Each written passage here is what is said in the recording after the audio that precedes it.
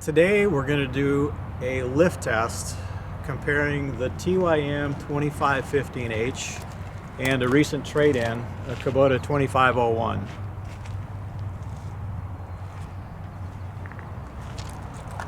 Both models will have a 6-foot box blade weighing about 500 pounds on it as counterweight, which will allow us to really max out what the loader is capable of on both machines.